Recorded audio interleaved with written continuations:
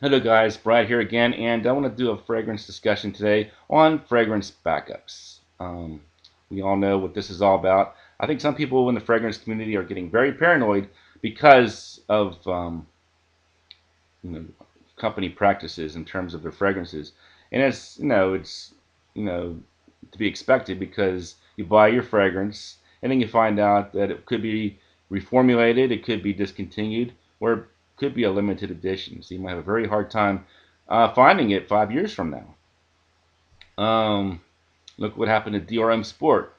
You saw all these people in the fragrance community saying, "I love DRM Sport," and now it's already been reformulated.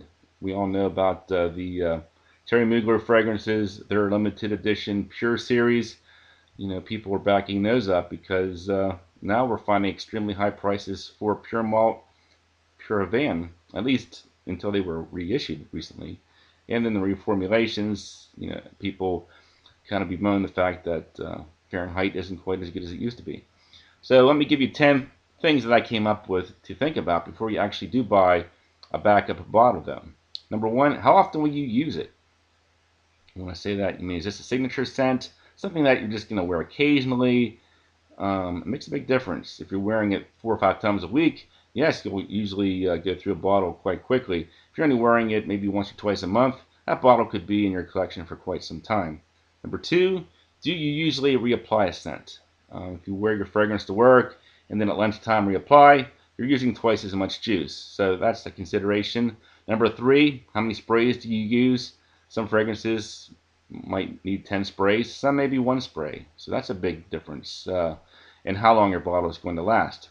Number four, bottle size options. What is the largest size bottle available? If it's only available in a 3.4 ounce, you're probably more likely to need to buy a backup than if it's available as a 6 ounce.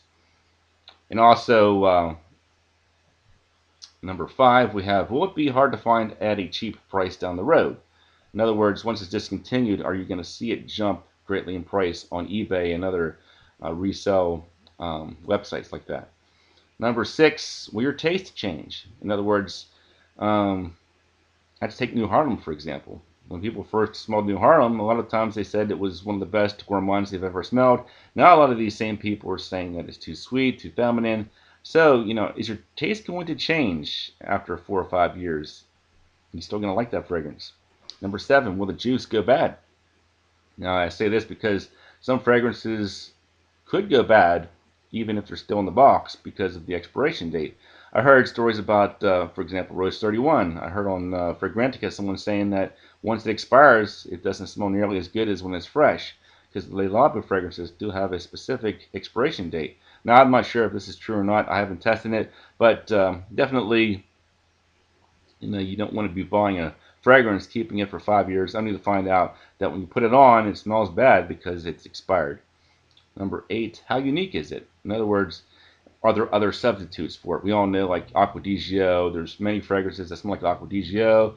Armani Code. There's many fragrances that smell like that. Maybe you want to change it up a little bit. Keep it similar, but just change it up just enough so you don't get really bored with it.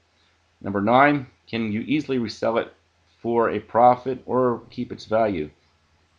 If you decide you don't want that fragrance anymore because of one of these other factors, are you able to at least get most of your money back by reselling it? Number 10, is it the best in its class? Let's take Chergui, for example. A lot of people might say that's the best amber on the market.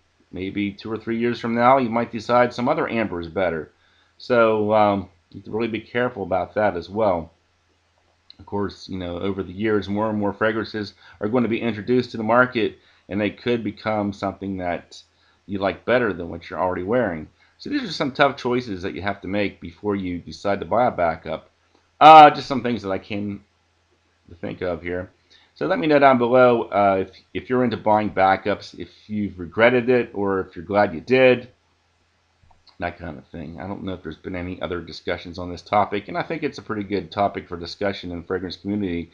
Personally, I wear so many different fragrances, I don't really think I need a backup.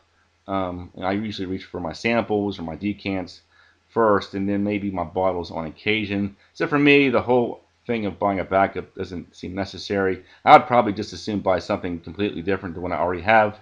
But that's what I have for now. Thanks for watching, guys, and I'll talk to you guys later.